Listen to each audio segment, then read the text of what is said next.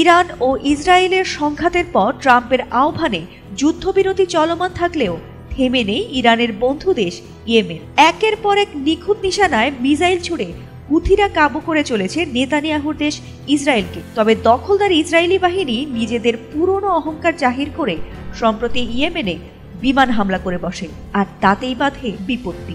Israel বোধহয় কল্পনাও করেনি যে ইরানের পাশাপাশি ইয়েমেনও তাদের এভাবে সামরিক শক্তিতে ঘুম হারাম করে ছাড়বে। তাদের এই সামরিক সক্ষমতা দেখে রীতিমতো ভড়কে গেছে যুদ্ধবাজ ইসরায়েল ও তার বন্ধু দেশ যুক্তরাষ্ট্র। মেহের নিউজের বরাতে বেশ কিছু সংবাদ মাধ্যম ইয়েমেনের এই সামরিক সক্ষমতা নিয়ে প্রতিবেদন প্রকাশ করে। প্রতিবেদনে বলা হয়েছে, হুথি আনসারুল্লাহরা ইসরায়েলি হামলা ঠেকাতে নিজেদের তৈরি শক্তিশালী বিমান প্রতিরক্ষা ব্যবস্থা প্রকাশ করে, যা ইসরায়েলি যুদ্ধ বিমানকে সম্পূর্ণভাবে হতবাক করে দেয়। ওই হামলার সময় ইয়েমেনের সশস্ত্র বাহিনী অসংখ্য মিসাইল ছুড়ে ইসরায়েলি জঙ্গি বিমানের বিরুদ্ধে রুখে দাঁড়ায়। এর ফলে ইসরায়েলি সামরিক নেতৃত্ব এক গভীর ধাক্কার মুখে পড়ে।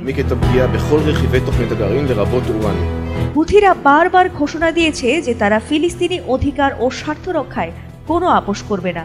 একই সঙ্গে দখলদার ইসরায়েলি কর্তৃক চালানো গণহত্যা ও অপরাধমূলক কর্মকাণ্ডের বিরুদ্ধে দৃঢ় প্রতিরোধ গড়ে তুলবে। তাদের এই অবস্থান থেকে সাম্প্রতিক সময়ে দফায় দফায় করা ক্ষেপণাস্ত্র হামলায় ফিলিস্তিনি ভূখণ্ডে দখলদার ইসরায়েলিদের নিরাপত্তাহীনতা দিন দিন বাড়িয়ে তুলছে। তবে এই পরিস্থিতির জবাবে ইসরায়েল সম্প্রতি ইয়েমেনের হুদেইদা বন্দর, রাস ইসা এবং হুদেইদার বিদ্যুৎ কেন্দ্রে হামলা চালিয়েছে। তবে এই হামলায় অংশ নেওয়া ডজন খানেক ইসরায়েলি যুদ্ধ বিমান ইয়েমেনের শক্তিশালী বিমান প্রতিরক্ষা ব্যবস্থার মুখে রীতিমতো হার মানতে বাধ্য হয়।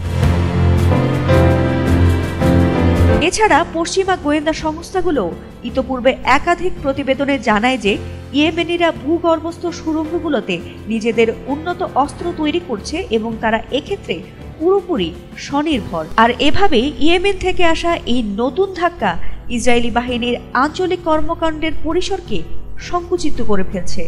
আর এই পরিবর্তন কেবল কোনো সামরিক ঘটনা নয়, বরং তা পশ্চিম এশিয়ার ভবিষ্যৎ রাজনৈতিক ও কৌশলগত সমীকরণেও গুরুত্বপূর্ণ প্রভাব ফেলতে পারে বলে মনে করছেন আন্তর্জাতিক বিশ্লেষকরা।